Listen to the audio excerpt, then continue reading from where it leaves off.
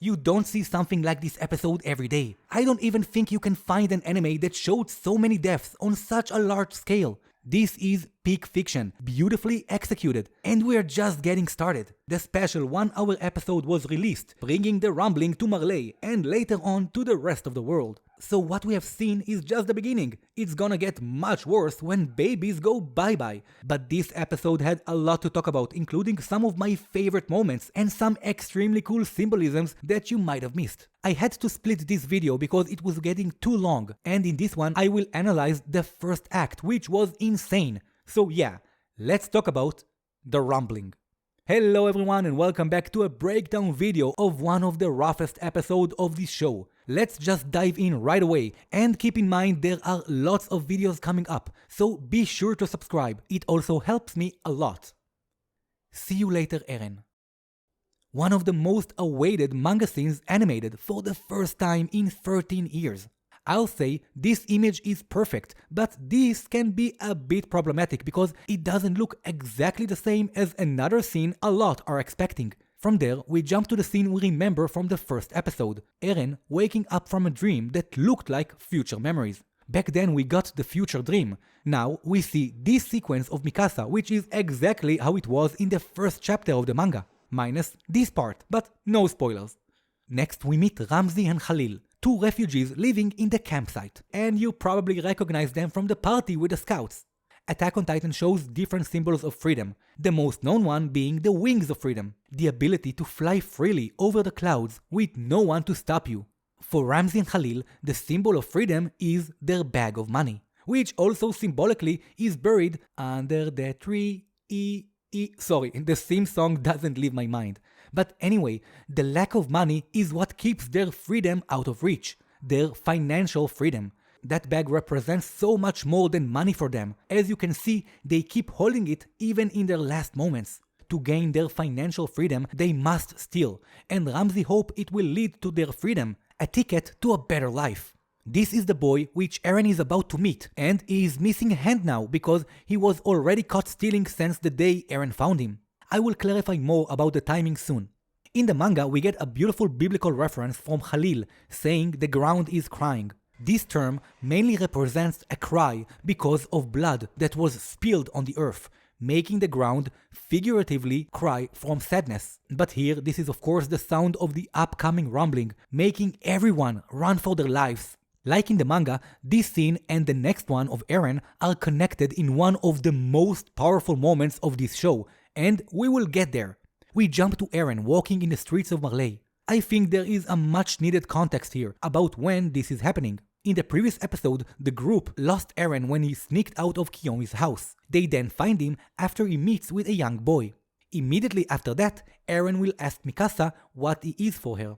This entire sequence is those missing moments of Eren walking by himself until the scouts found him and went to the party with the refugees. Also to remind you, Eren anticipated the scouts arriving, and that's because he already saw this moment in his future memories. Eren knows he is going to kill all of those people, sometime in the future.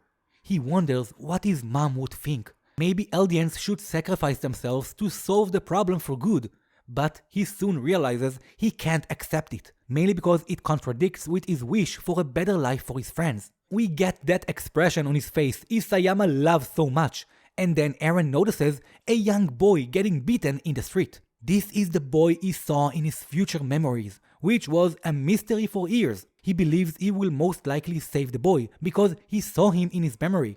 But should he save the boy? He is going to kill him in the future, so he doesn't have the right to play a hero moments before that. He turns to leave, but soon after, we see him carry the boy back home, to the same hill Mikasa is going to find him moments later. The future never changes. He mentions that he is just like Reiner. What does he mean? Reiner did what he believed he had to do in order to protect the one he loved, even if he did unspeakable things. He also never had a choice because Marley never gave him one. And Eren feels the same because he kept on following his future memories, doing what he believed will secure a future for his loved ones. And with that he saves the boy so the future will remain the same. And by that he is again controlled by his future, a slave to his future memories. He did what he believed had to be done, and like Reiner was pushed by Marley, Eren was pushed by his future memories. Reiner got to the same conclusion back on Marley, in the basement with Eren and Falco. And yes, Eren and Reiner have incredible similarities, like two sides of the same coin, which we can see a lot in the story. But Eren also feels he is much worse than Reiner because what he is about to do is on a much different scale completely. Here comes one of the greatest moments in the story, Eren crying for forgiveness. This is the terrifying truth behind his actions, but it has a lot of subtext. It was to save the island and Eldia, but it was more than that. The world outside was not what he dreamt about. And when he learned this, he was so disappointed. He wished for all of it to just go away, almost like a child would say. And that is not by accident. So here is the real reason why Eren is disappointed. As a kid, he was promised a reward. If he could defeat the Titans and go past the walls, he will get to explore the empty world left behind by the Titans. But instead of the world he was promised, he got a world that wanted him, his race, and his country to disappear. This is also why he was so disappointed when they reached the ocean, because he already saw the future memories and was robbed from his dream. Then, also like a child, he raised his hand and asked if they kill all of them on the other side of the ocean, will they be free? He then continues to talk about another boy, Armin, and the book of the outside world, and he is telling all of this to a child. Why? I showed this in a few videos which explained it in much more details, but the idea I presented is that Eren is speaking like his younger self. He is still him, but he is also experiencing the emotion of his younger self. That is also proven later when we see that his younger self's emotions are what moving the rumbling, but we will get there. Basically, just like his mind is messed up from experiencing time differently, I suspect his emotions are going through the same thing. Experiencing the moment in the ocean, and this moment right here with the actual emotions of his younger self, makes him almost act like a child who didn't get what he wanted. And because of that, he wanted to wipe everything out. He just imagined them all gone, as a child would. But the sad part is that Eren is not like everyone, and his Titan powers made his mind and emotion mixed up, making him feel events with the emotions of his young self, even though he never actually experienced them as a young boy. In simple words, Eren is out of sync. The same way he doesn't just remember how it was to lose his mom, he literally feels it here in the cave. And that was also the day young Eren lost his mom, which explains why Eren got triggered so fast here. He feels now what his younger self felt back then. It's not just a memory for him. And that is just a short explanation of his situation, so check out those videos for more. During his cry, we see the events in the present day with everyone being trampled, including the two boys when Ramsey sees Ymir moments before his death, still holding his brother, who holds their bag of cash, their lost freedom. After that came one extremely symbolic moment about doors. And wait, it's pretty cool. Doors and gates tend to close and break in Attack on Titan. The gate of Shiganshina, the gate of Hope, broken by Reiner, the gate of Liberio, and the most famous one, the basement door. All of those doors kept something in, out, some sort of hidden truth like the basement, or separated between social classes like the walls on Paradise and the gates of Liberio. But they were all eventually broken. Here we see the crowd running, and we get another example in the differences in social classes when the people of Marley leave the refugees behind to die. They all bang up on a door to try to escape, and the door finally opens and not breaks down, but just to show that literally everything besides the door was gone, which is completely the opposite of what usually happens in this story, so I found it to be extremely symbolic. And by the way, here is Annie's home going bye-bye. From here, it's basically hell on earth. And I can show you most of the things, but there are so many anime original, it's insane. People looting the streets, people fighting over cars to escape, and some preferring to check out and not suffer this death. I have never seen something like this in an anime, and no wonder it was so late at night in Japan, because this is insane. And also exactly how I imagine people to act if the world was coming to an end. Next, we have another favorite of mine, Eren's monologue about the depressing walls. That was the moment Armin showed up with his book. There is something interesting in the manga, back from the first season when Armin woke up Eren inside his Titan. He told Eren about all the things they always talked about, but Eren only visioned this, a flat world, very similar to what is happening on the ground. I also explained this in a video and how his wish was created, which is pretty cool but also a spoiler, but here's an explanation without spoilers. As a kid living behind walls, Eren couldn't even imagine things we can. For him, an idea of a large place with water sounded insane. So in his mind, the idea of freedom was just a flat-out playground, with no walls, no titans, and no restrictions to bind him. Similar to a bird flying over the clouds with no obstacles. The complete form of freedom. And here another theory of mine got proven, when we see young Eren seeing the clouds and not the destruction. It looks like the empty world he imagined, which also looks like the flat trampled ground. This is the sight that he always imagined, also proving to you that it was always young Eren's wish to move towards that sight. This is the future memory Eren saw, which captivated him. But Grisha, he saw the same thing, only from a different point of view. This is also why I think they showed Eren with slightly opened eyes, to show one vision of the actual destruction which Grisha witnessed, and the other of freedom, a vast open world young Eren is pushing towards. Making you understand, young Eren is in control of moving the rumbling, while present time Eren is pretty much unconscious in his Titan, just like it was with the Berserk Titan on season 1. This is freedom. We finally arrived at it, right Armin? He turns around to look at Armin in the paths, and then Armin finds himself on the boat with Annie. I wonder if there was more to this conversation that we didn't get to see. Also, if it wasn't clear, Armin doesn't remember this moment. For some reason, something or someone made him forget it. I wonder who has this kind of power. But for Armin, it was just a split second, which as we know can be much longer in the paths. This is when they were still on their way to Hudia Island to get ahead of the rumbling and take off from there. Also important, the music was outstanding, and that's how I visioned the rumbling. Silent, with Eren's monologue and the insanity on the ground. Next, we have this sweet moment between Annie and Armin. It's clear they both feel something for each other, but Annie hates herself so much that she can't understand why a good person would ever want to save her, while Armin doesn't look at himself as a good person. The opposite. In his eyes, he is a monster that killed innocent people and betrayed his friends. The anime did wonders to this moment, making it feel much more tender with the music. And here we get Armin's point of view and his disappointment they will never get to explore the world.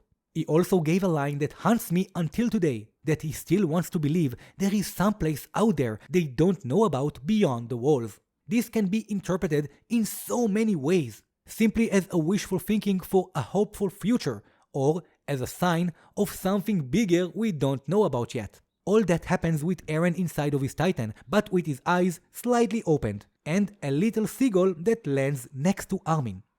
Where did we see this bird before? We jump to a few hours later on Udia port, ahead of the rumbling when the group is already working on the flying boat. Armin also tells them to keep the explosive the yeagerists planted on the boat. Who knows, maybe they will come in handy in part 2. Annie is not planning on going with them. She doesn't want to fight anymore, especially now when she knows her home is gone and probably also her father. You can't really blame her, she was always honest about that. She feels she lost the reason to fight, and she's not interested in saving a world that will hunt her down later. Those Mikasa and Annie moments are really precious. To remind you, those are just like Reiner and Eren and Levi and Zeke. But Mikasa is responding kindly to Annie being in such a weak state. And she finally gets a clue about Annie's feelings for Armin. Really a sweet moment, and Mikasa will try to play matchmaker later. Mikasa still won't kill Eren, he's just gone too far, and she is going to bring him back home. By the way, her not wearing the scarf just shows you how disappointed she is with him, just like she was when he killed people on Liberio. This is the most pure way of showing this. And seriously, how can you not love her character? I mean, she is such a loyal and kind person, I absolutely love her. Gabby and Falco are on the boat and Falco just finds out about all the latest events and his home being destroyed. Even Peak doesn't have anything useful to say. Next we get the spotlight on Levi and how bad his injuries are that he can hardly walk. Such a sad thing see him like that. And that's also formally makes Mikasa the strongest character in our story, if that wasn't clear already. From there, we get information on Eren's next move from Yelena. We also see the actual time they met and how Yelena and Floch were involved when they still planned to only release part of the rumbling. Eren is most likely going to strike Fort Salta because there are some powerful weapons there. Peak then locks Gabi and Falco in their rooms and asks Kiyomi to take care of them. Don't worry, the captain is fine. He only needs 2 fingers. This man is literally one of my favorite things in this show. Never complains. Another beautiful moment between Annie and Reiner. She hated him for years. She told him he disgusted her. And now for the first time we see her smile and she hugs Reiner after he asks forgiveness for getting her and Bertold into all of this trouble. Take care of Gabi and Falco for me. Yes, sir. The group says goodbye to Annie and there is a moment between Annie and Armin. And of course, sweet Mikasa is trying to push Armin a little bit. She asks him if this is okay with him, she is not coming with them. But Armin wants her to remain herself. He understands she doesn't have the will to fight and he just wants her to have a long happy life, similar to what Eren wants for him as well. Reiner and Peak decide to join the group and Hanji has to be a little creepy, asking Peak if she can ride on her back. The look on Peak's face, she didn't like that at all, but Hanji tells Levi they will be good friends. The flying boat is all fueled and ready to go, but it is time for our first character's death. Floch, who was injured last season, steps into the hangar. He is severely injured and he shoots all over the place. He is taken down immediately by Mikasa and oh my god, I could feel that. It felt so much more intense in the anime when she kept him standing there for a few moments. Unfortunately for them, Floch damaged the plane and the fuel tank, and in his last breath, he begs them to not stop Eren, because he is our devil and the only one who can defend our island. Rest in peace, Floch. You were a great character and you got killed by a legend. And of course, at that moment, the rumbling arrives and now they don't have enough time to fix the plane. Armin and Reiner think about using their titans, but this is Hanji's moment to dance with the titans. Hanji officially appoints Armin as the new commander of the scouts, which is now basically a squad because there are no scouts left. You understand, Levi? My moment has come. This is my cool exit. They both talked about their dead friends watching them, and now it's time to make them proud. We get a beautiful moment between the two when Levi says, "Dedicate your heart" for the first time. He usually tells his people to not die, but this won't work this time. Hanji has already decided. This entire sequence was insane, especially with the soundtrack from the first season in the background. The song is Bauklutz, and it talks about building walls and then breaking them. The animation was amazing, and Hanji tries to slow down the Titans to give the group more time to take off. Titans are truly magnificent. The plane is ready, but they don't have enough time to fuel it all the way.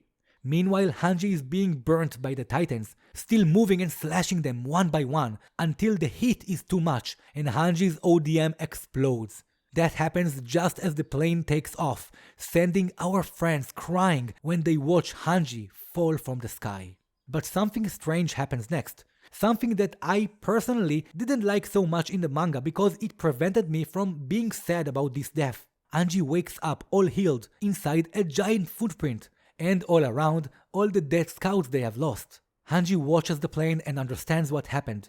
They joke around how hard it was to deal with stupid Eren, and Erwin asks Hanji to tell them everything.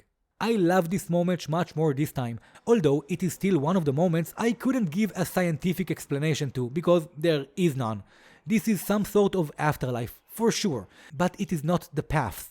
So it just made things a bit confusing because there was never an actual talk about an afterlife in this story. But anyway, it was a wholesome moment and we got to see so many friends, so I am not complaining.